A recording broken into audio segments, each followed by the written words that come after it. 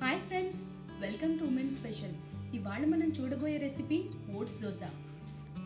Oats దోశకి కావలసిన పదార్థాలు: oats 1 cup, బియ్యపిండి 1 కప్పు, కొత్తిమీర కొద్దిగా, పచ్చిమిర్చి 4, ఉప్పు రుచికి సరిపడా, నీళ్లు.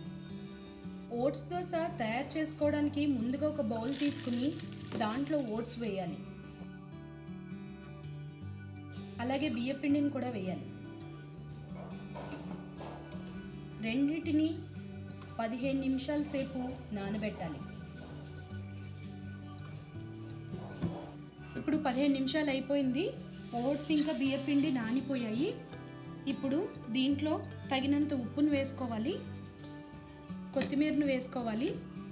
కొంచెం ఎక్కువగానే వేసుకుంటున్నాను, ఎందుకంటే దోశ గ్రీన్ కలర్లో ఉంటే చూడడానికి చాలా బాగుంటుంది. పచ్చిమిరపకాయలను వేసుకోవాలి. కారం ఎక్కువ కావాలనుకునే వాళ్ళు ఇంకా వేసుకోవచ్చు. ఇప్పుడు దీన్ని దోశ బ్యాటర్లా చక్కగా మిక్సీ పట్టుకోవాలి. ఈ మిశ్రమాన్ని చూడండి, దోశ అయ్యే కన్సిస్టెన్సీలో నేను మిక్సీ చేసుకున్నాను. ఇప్పుడు దోశ పోసుకుందాం. ఓట్స్ దోశ పోసుకోవడానికి ముందుగా స్టవ్ వెలిగించి పెనం పెట్టుకున్నాను.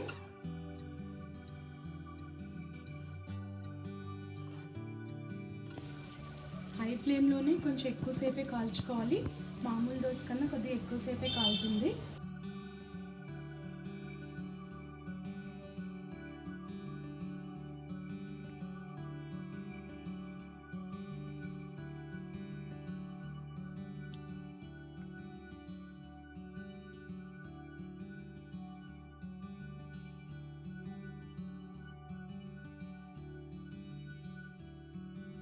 హెల్దీ ఓట్స్ దోశలు రెడీ అయిపోయాయి.